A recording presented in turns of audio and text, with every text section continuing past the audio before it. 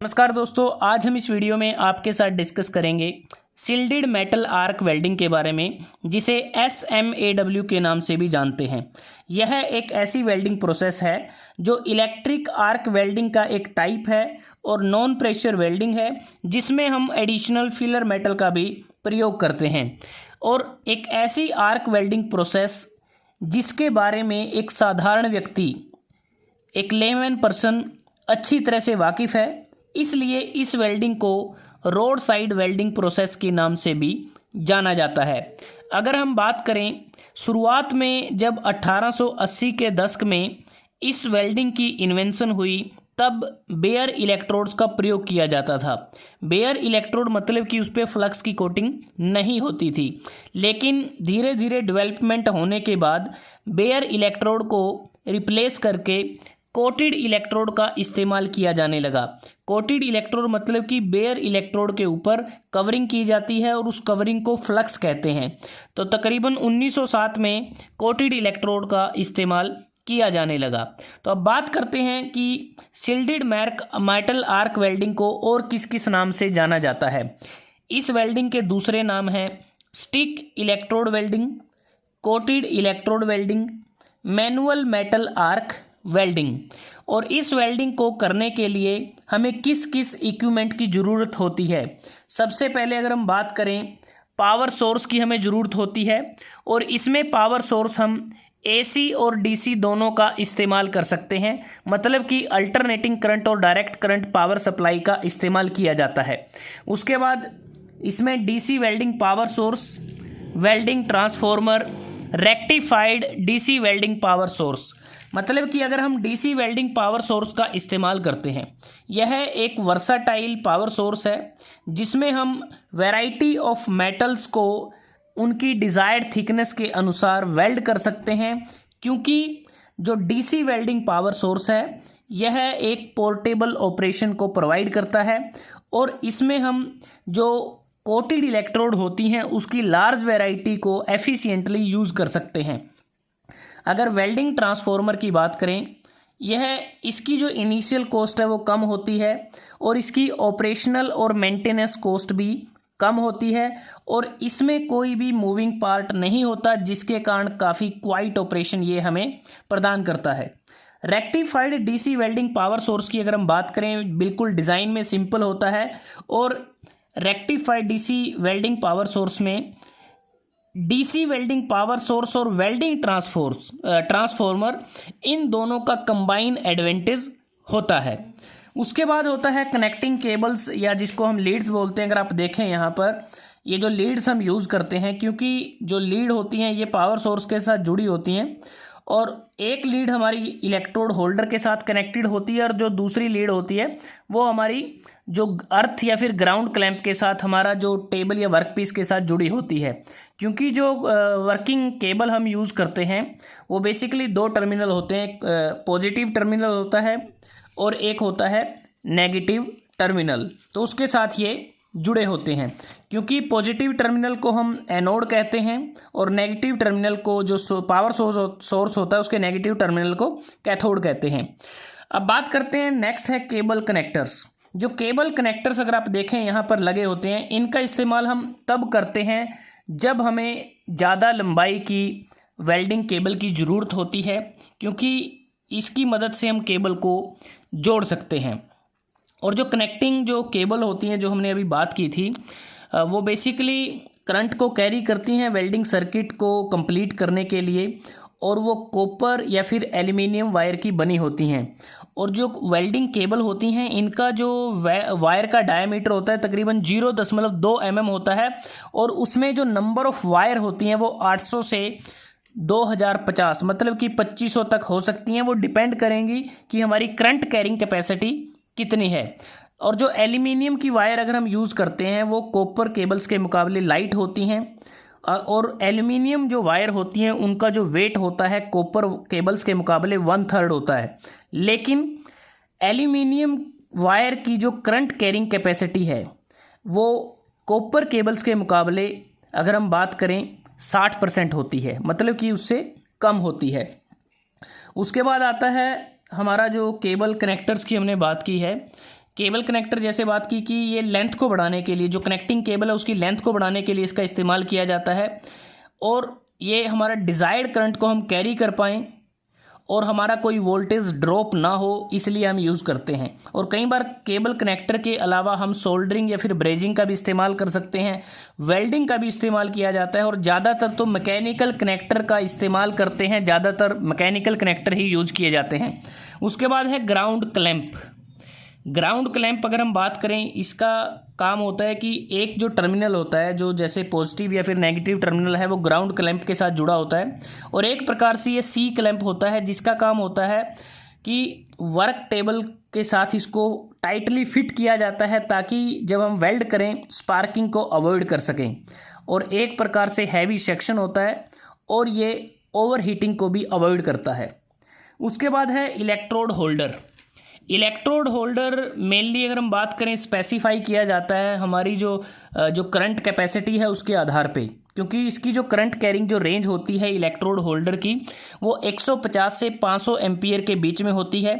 और electrode holder का काम होता है इलेक्ट्रोड को होल्ड करना। जो कोटेड इलेक्ट्रोड हम यूज़ करते हैं उसको होल्ड करने के लिए इलेक्ट्रोड होल्डर का इस्तेमाल किया जाता है।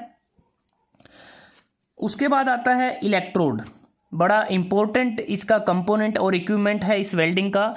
कोटेड इलेक्ट्रोड हम यूज़ करते हैं जिसका डायामीटर 2.5 से 6.35 mm के बीच में हो सकता है, और कोटेड जो इलेक्ट्रोड यूज करते हैं उसकी लंबाई 300 mm से 450 mm के बीच में हो सकती है। और इम्पॉर्टेंट बात यह है कि जब भी हम मेटल्स को वेल्ड करते हैं तो उसी मटेरियल से बने कोटेड इलेक्ट्रोड का यूज किया जाता है। अगर हम बात करें जो कोटेड इलेक्ट्रोड हैं वो low carbon steel, low alloy steel, quenched और tempered steel, high alloy steel, corrosion resistance steel, stainless steel, cast iron, malleable iron आदि की बनी होती हैं। और एल्यूमिनियम अलॉय के केस में भी इस वेल्डिंग का लिमिटेड यूज़ रहता है, और निकल अलॉयज़ की भी वो बनी होती हैं, लेकिन कॉपर और कॉपर अलॉयज़ के लिए इसका कम ही इस्तेमाल किया जाता है। उसके बाद आता है चिपिंग हैमर। अगर आप इस डायग्राम को देखें, यहाँ पर ये चिपिंग हैमर है जिसका हम इस्तेमाल करते हैं। चिपिंग हैमर का अगर आप देखें, इसका एक एंड अगर आप देखें वो बिल्कुल चीजल की तरह होता है, दूसरा एंड पॉइंटेड एंड होता है, जिसका काम होता है जब हमारी वेल्डिंग कंप्लीट हो जाती है तो स्लैग को रिमूव करने के लिए चिपिंग हैमर का इस्तेमाल किया जाता है। उसके बाद है वेल्डिंग या फिर फेस शील्ड।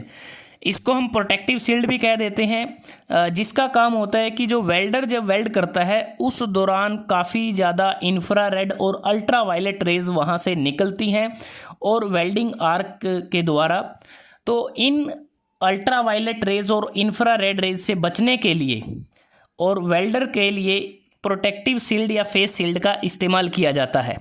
उसके बाद है वायर ब्रश।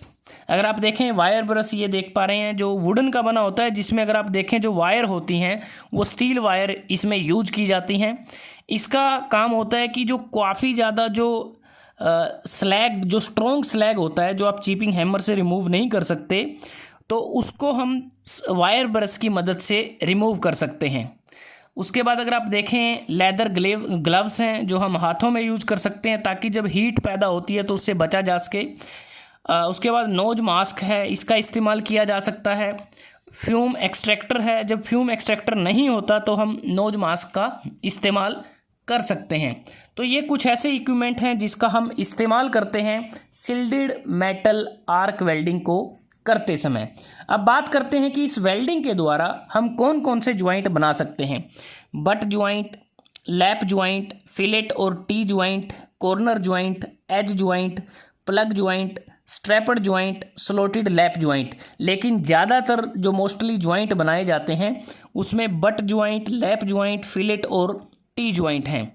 तो अब बात करते हैं कि शिल्डेड मेटल आर्क वेल्डिंग को कैसे किया जाता है, इसकी एडवांटेज क्या हैं, डिसएडवांटेज क्या हैं और इसकी एप्लीकेशन क्या है। तो हम वर्किंग की बात करते हैं। तो सबसे पहले हमारा इसमें काम रहता है कि जब हम वेल्डिंग पावर सोर्स हमारे पास होगा तो यहाँ पर क्या है कि हमें आर्क को जनरेट करना है। इलेक्ट्रोड और वर्क पीस के बीच में आर्क को इनिशिएट किया जाता है। तो सबसे पहले इलेक्ट्रिकल कनेक्शन को कंप्लीट किया जाता है और उसके बाद कोटेड इलेक्ट्रोड को इलेक्ट्रोड होल्डर में पकड़ते हैं और ऐसा करने के बाद वेल्डर वेल्डिंग ऑपरेशन को परफॉर्म करने के लिए एक प्रकार से तैयार हो जाता है। और अब इलेक्ट्रोड और वर्क पीस के बीच में आर्क को इनिशिएट करने से पहले ओसीवी मतलब कि ओपन सर्किट वोल्टेज और वेल्डिंग करंट की सेटिंग करने की आवश्यकता होती है। वेल्डिंग ट्रांसफार्मर में मुख्यतः ओपन सर्किट वोल्टेज के लिए दो सेटिंग होती हैं, एक होती है 80 वोल्ट के लिए और दूसरी होती है 100 वोल्ट के लिए। और जो वेल्डिंग रेक्टिफायर या फिर जो डीसी वेल्डिंग जनरेटर में जो ओसीवी है वो 3 से 6 वोल्ट की रेंज में वेरी कर सकती है। और अगर हम इम्पोर्टेंट पॉइंट ये रहता है कि जो डीसी पावर सोर्स के प्रयोग के समय ओपन सर्किट वोल्टेज की सेटिंग 10 से 20% कम हो सकती है वेल्डिंग ट्रांसफार्मर के प्रयोग के मुकाबले, क्योंकि वेल्डिंग ट्रांसफार्मर के केस में हम एसी का यूज करते हैं सेम करंट रेटिंग में। दूसरी बात की जो ओपन सर्किट वोल्टेज कितनी सिलेक्ट करनी है यह निर्भर करता है वेल्डिंग करने के लिए किस टाइप की इलेक्ट्रोड कोटिंग का प्रयोग किया गया है उस पर। करंट सेटिंग कितनी रखनी है यह इलेक्ट्रोड की कोर वायर के डायामीटर पर डिपेंड करता है। तो जैसे हम बार बार बात कर रहे हैं कि कोटेड इलेक्ट्रोड यूज़ करते हैं, जो कवरिंग है उसको फ्लक्स कहा जाता है। तो बेसिकली हम फ्लक्स क्यों यूज़ करते हैं इलेक्ट्रोड वायर पर? मेनली जो फ्लक्स का काम होता है कि जब हम वेल्ड करते हैं तो वेल्ड करते समय हमारा जो वेल्ड पूल होता है मोल्टन मेटल होता है तो वो डायरेक्टली एटमॉस्फेयर की गैसेस के साथ संपर्क में ना आए। तो उससे क्या है कि अगर वो उसके संपर्क में आ जाएगा तो हमारा जो वेल्ड पूल है उसमें इम्प्योरिटीज़ आ जाएंगी और वेल्ड हमें अच्छी क्वालिटी का नहीं मिलेगा। तो इस बात का हमें ध्यान रखना होता है। उसके बाद अगर हम बात करें जब हमने ओसीवी और करंट की सेटिंग कर ली है, इसके बाद एक बात हमेशा इसमें याद रखनी है कि आर्क को इनिशिएट करने से पहले आँखों की सुरक्षा के लिए वेल्डर एक हाथ में प्रोटेक्टिव शील्ड का प्रयोग करना ना भूले। तो अब सबसे पहला जो स्टेप रहेगा आर्क को इनिशिएट करना, मतलब कि स्ट्राइकिंग द आर्क। अब आर्क को इनिशिएट करते समय जहां पर हमें वेल्डिंग शुरू करनी है वर्क पीस के ऊपर, तो उस पॉइंट के अराउंड स्मॉल स्पेस को आयोनाइज करने की आवश्यकता होती है, विशेषकर तब जब वर्क पीस और इलेक्ट्रोड दोनों कोल्ड होते हैं, ठंडे होते हैं। तो शिल्डेड मेटल आर्क वेल्डिंग में आर्क को स्ट्राइक करने के लिए दो मेथड्स का प्रयोग किया जाता है और वो दो मेथड होते हैं टच एंड ड्रा मेथड और दूसरा होता है ड्रैग मेथड। अब इन दोनों मेथड्स का इस्तेमाल किया जाता है आर्क को स्ट्राइक करने के लिए।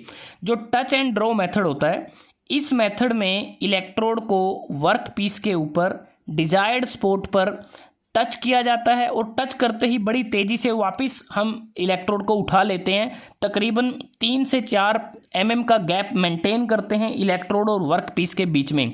और थोड़ी सी अगर देरी हुई तो शॉर्ट सर्किट के समय इलेक्ट्रोड हमारी फ्यूज़ हो जाएगी, इलेक्ट्रोड बुझ जाएगी और वर्क पीस और इलेक्ट्रोड के बीच आर्क स्ट्राइक करना संभव नहीं होगा।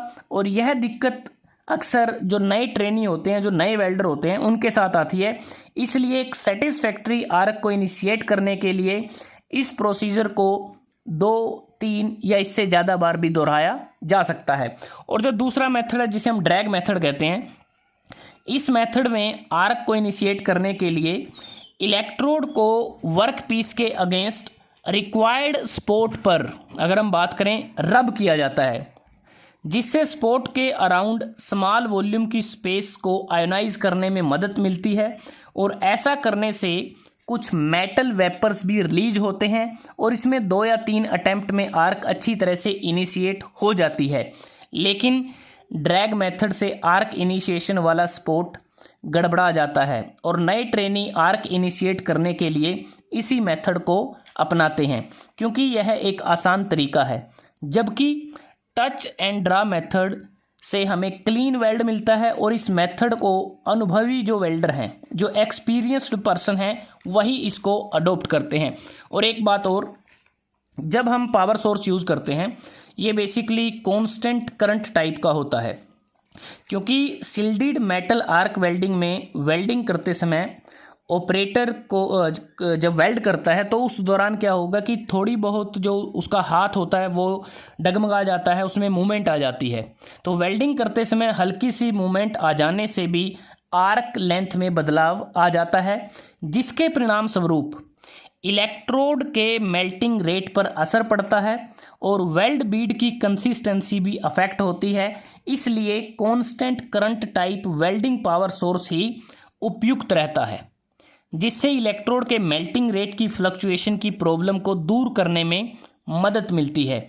और एक बार इलेक्ट्रोड और वर्कपीस के बीच में स्टेबल आर्क एस्टेब्लिश होने के बाद यह स्टेडी रहती है जब तक इलेक्ट्रोड कंज्यूम ना हो जाए या फिर वर्कपीस की वेल्डिंग पूर्णतः कंप्लीट ना हो जाए।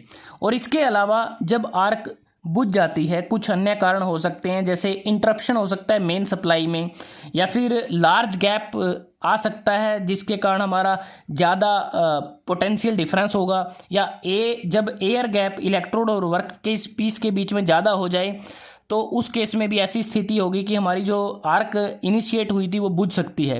तो ऐसी स्थिति में आर्क को फिर से रीस्ट्राइक करना पड़ता है, या तो उसी पॉइंट पे करेंगे जहाँ पर इंटरप्शन हुआ था, या फिर किसी नए पॉइंट पे हम उसको फिर से रीस्ट्राइक कर सकते हैं। और उस दौरान जब हम रीस्ट्राइक करेंगे हमारे पास क्या होगा, सेमी कंज्यूम्ड हॉट इलेक्ट्रोड होगी।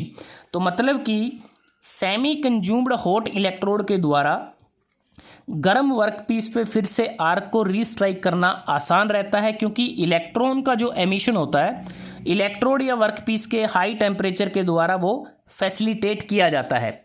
और आर्क की रीस्ट्राइकिंग वेल्ड बीड से दूर और आर्क क्रेटर से तकरीबन 15 से 25 mm के बीच की दूरी पर वो की जाती है। अगर आप इस डायग्राम को देखें यहाँ से आपको टोटली क्लियर हो जाएगा कि यहाँ पर ये जो मोल्टन मेटल है और ये आर्क मेंटेन हुई है, तो यहाँ पर जो आर्क क्रेटर है इससे तकरीबन थोड़ा सा डिस्टेंस आगे हम ऐसा फिर से रीस्ट्राइक करते हैं आर्क को। एक बार स्टेबल आर्क जब एस्टेब्लिश हो जाएगी रीस्ट्राइक करने के बाद, तो आर्क को वेल्ड क्रेटर की तरफ मूव किया जाएगा, जहाँ पर क्रेटर को फील करने के बाद आर्क को मोमेंट बिल्कुल एक तरह से पूरी तरह से हम इलेक्ट्रोड को हिला हिलाकर वहाँ पर हेल्ड करते हैं ताकि जो क्रेटर है उसको अच्छी तरह से फील किया जाए। आर्क क्रेटर बेसिकली क्या होता है कि मोल्टन मेटल का जो पूल है उसका जो डिप्रेशन होता है वो होता है, उसको अच्छी तरह से फील करना होता है। और क्रेटर को फील करने के बाद हम इंटेंडेड पाथ पर तेज़ी से वेल्ड करते हैं ताकि हमारा जो वेल्ड है पूरी तरह से कंप्लीट हो जाए। और क्रेटर से कुछ डिस्टेंस आगे इसलिए आर्क को रीस्ट्राइक किया जाता है ताकि वेल्ड मेटल को स्लैग के इंट्रैप्टमेंट से बचा जा सके। और यह अक्सर देखा गया है कि आर्क रीस्ट्राइकिंग के पॉइंट पर वेल्ड बीड वाइड और पीकी बन जाती है, और यह क्रेटर की ओवर वेल्डिंग के कारण होता है। इससे जितना संभव हो उतना बचना चाहिए, क्योंकि ऐसा होने से वेल्डिंग ज्वाइंट में ये जो वेल्ड मेटल होता है, ये जो वेल्डिंग ज्वाइंट है, इसमें स्लैग, इंट्रैप्टमेंट, पोरोसिटी और क्रैक्स नामक वेल्डिंग डिफेक्ट आ जाते हैं। और इसके बाद हमें यह भी पता होना चाहिए कि बढ़िया वेल्ड प्राप्त करने के लिए पेरेंट मेटल या जो बेस मेटल है और जो मटेरियल हमारा डिपॉजिट होगा इलेक्ट्रोड से, उनके बीच में प्रॉपर फ्यूज़न होना अति आवश्यक है। इसलिए बेस मेटल या पेरेंट मेटल का जो सरफेस है वो उसको थोरोली मेल्टेड होना ज़रूरी है ताकि सफिशिएंट डेप्थ का आर्क क्रेटर बन सके, अदरवाइज सैलो क्रेटर बनेगा। और सैलो क्रेटर के केस में इलेक्ट्रोड से मेटल ड्रॉपलेट पेरेंट मेटल में अच्छी तरह से फ्यूज़ नहीं होंगी, और ये मेटल की जो ड्रॉपलेट हैं बिना फ्यूज़न के वर्क पीस के सरफेस पर डिपॉजिट हो जाती हैं और कह सकते हैं सरफेस के ऊपर बैठ जाती हैं। इसलिए गुड वेल्ड को प्राप्त करने के लिए जो डेप्थ ऑफ पेनिट्रेशन है वो 1.5 से 2.0 mm से कम नहीं होनी चाहिए। तो इसलिए हमारी जो डेप्थ ऑफ पेनिट्रेशन होती है वो दो चीज़ों पे डिपेंड करती है, जो हीट इनपुट होगा वर्कपीस में पर यूनिट टाइम, और हमारे वेल्डिंग करंट पर वो डिपेंड करेंगी। वेल्डिंग करंट अगर थिन कोटेड इलेक्ट्रोड है तो उस केस में कम रखते हैं, अगर हैवी कोटेड इलेक्ट्रोड है तो उस केस में वेल्डिंग करंट को ज़्यादा रखा जाता है। उसके बाद जैसे अगर हम बात करें यहाँ पर जो आर्क हमारी इनिशिएट हुई थी, तो यहाँ पर जो टेम्परेचर है वो 6000 डिग्री से 7000 डिग्री सेल्सियस के बीच में रहता है, और जो इलेक्ट्रोड की जो कोर वायर है और जो कोटिंग होती है वो दोनों मेल्ट करती हैं। और जो कोटिंग मेल्ट करती है, जैसे हमने बात की कि वो एक प्रकार से फ्लक्स होता है। जब वो फ्लक्स मेल्ट करता है, बेसिकली वो एक प्रकार से प्रिवेंट करता है कि जो एटमॉस्फेरिक जो गैसेस होती हैं वो हमारे मोल्टन पूल के साथ ना आ जाएं। दूसरा, जब हमारा ये मोल्टन पूल ठंडा हो जाता है तो ये जो फ्लक्स की कवरिंग है वो स्लैग में बदल जाती है, और स्लैग फिर से हमारा जो स्लैग का काम ये रहता है कि वेल्ड मेटल हमारा अच्छी तरह से वो उसका सॉलिडिफिकेशन हो जाए, इसमें भी वो मदद करता है। साथ में ये जो फ्लक्स होता है जिसकी हम कवरिंग करते हैं, ये हमारी प्रोसेस एफिशिएंसी को भी इम्प्रूव करता है, क्योंकि इसके इस्तेमाल से हमारा जो स्पैटर है वो बहुत कम बनते हैं, बर्निंग लॉसेस भी हमारे कम होते हैं, और बाद में स्लैग को हम चीपिंग हैमर की मदद से इसको रिमूव कर सकते हैं। उसके बाद अगर हम बात करें, जब हमें मल्टी रन वेल्ड करना होता है तो उस केस में हमारा जो फर्स्ट रन होगा, जब पहला वेल्ड पास हम करेंगे तो उसमें हम जो इलेक्ट्रोड यूज़ करते हैं वो 2 से 3.15 mm डायमीटर की यूज़ करते हैं। और जब हम ओवरहेड या फिर वर्टिकल वेल्डिंग करते हैं उस केस में हमारा जो इलेक्ट्रोड है उसका मैक्सिमम डायमीटर 4 mm तक हो सकता है। लेकिन डाउन हैंड वेल्डिंग पोजीशन में हम काफ़ी तेज़ी से हमारी वेल्ड हो, इसके लिए हम जो इलेक्ट्रोड यूज़ करते हैं वो 5 mm डायमीटर की हो सकती है। और जब हमें हाई प्रोडक्शन रेट हमें बनाना है, ज़्यादा वेल्डिंग करनी है, प्रोडक्शन ज़्यादा दिखानी है, तो उस केस में हमारा जो इलेक्ट्रोड का डायमीटर है वो 6.3 mm तक हो सकता है। अगर हम 6.3 mm का इलेक्ट्रोड ना यूज़ करें डायमीटर का, तो उस केस में हमारा जो वेल्ड पूल है वो ज़्यादा बड़ा बनेगा, पूरी तरह से मैनेज नहीं होगा, और जो वेल्ड होगा वो पुअर क्वालिटी का होगा। और शिल्डेड मेटल आर्क वेल्डिंग से हम सभी पोजीशन में वेल्ड कर सकते हैं। डाउन हेड, जिसे हम फ्लैट वेल्डिंग कहते हैं, वो कर सकते हैं, हॉरिजॉन्टल वेल्डिंग कर सकते हैं, वर्टिकल वेल्डिंग कर सकते हैं, ओवरहेड वेल्डिंग कर सकते हैं। और इसमें जो वेल्ड बीड हमारा बनता है वो इलेक्ट्रोड के डायमीटर का तकरीबन 1.5 से 2.5 गुना बड़ा होता है, मतलब कि 1.5 to 2.5 times the diameter of electrode.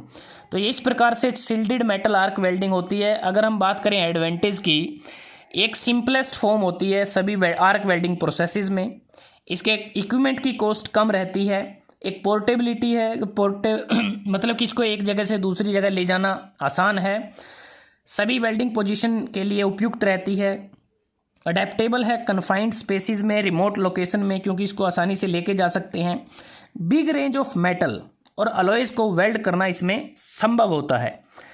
अगर हम डिसएडवांटेज की बात करते हैं, GMAW gas metal arc welding और सबमर्ज्ड आर्क वेल्डिंग के कंपैरिजन में इसकी जो स्पीड है वो कम है, स्लो वेल्डिंग है उनके मुकाबले। अक्सर क्लीनिंग प्रॉब्लम रहती है क्योंकि स्लैग बनता है जिसको इलेक्ट्रोड कवरिंग के कारण, और उसे हमें रिमूव करना पड़ता है। हाई मेटल वेस्टेज होती है, करंट लिमिट्स लोअर होती हैं कॉन्टीन्यूस या फिर ऑटोमेटिक जो प्रोसेसेस होती हैं उनके मुकाबले। इस प्रोसेस को मैकेनाइजेशन या ऑटोमेटेड करना डिफ़िकल्ट है, एक प्रकार से मैनुअल वेल्डिंग हम इसे कह सकते हैं, और इसमें मेटल ट्रांसफ़र भी हमारा क्लियर नहीं होता। उसके बाद आता है कि एप्लीकेशन इसका कहाँ पर यूज़ होता है। सबमर्ज्ड जो शिल्डेड मेटल आर्क वेल्डिंग है, इसको आज की डेट में अगर हम बात करें तो ज़्यादातर फैब्रिकेशन और मेंटेनेंस वर्क में इसका यूज़ किया जाता है, और इसकी जो एप्लीकेशन है शिप बिल्डिंग में, बिल्डिंग और ब्रिज कंस्ट्रक्शन में, ऑटोमोटिव और एयरक्राफ्ट इंडस्ट्री में, प्रेशर वेसल की वेल्डिंग के दौरान, कुछ स्ट्रक्चर की वेल्डिंग के दौरान इसे हम यूज कर सकते हैं। तो जो शिल्डेड मेटल आर्क वेल्डिंग है ये एक स्लोली प्रोसेस है जिसके कारण इसको आज की डेट में रिप्लेस कर दिया गया है। तो दोस्तों, अगर आज हमने इस वीडियो में आपके साथ डिस्कस किया शिल्डेड मेटल आर्क वेल्डिंग। अगर ये वीडियो आपको अच्छा लगा आप इसको लाइक कर सकते हैं, शेयर कर सकते हैं अपने दोस्तों के साथ, स्टूडेंट्स के साथ, और चैनल को सब्सक्राइब करना ना भूलें। जल्दी हाजिर होते हैं एक नए वीडियो के साथ, तब तक के लिए धन्यवाद। आपका दिन शुभ रहे।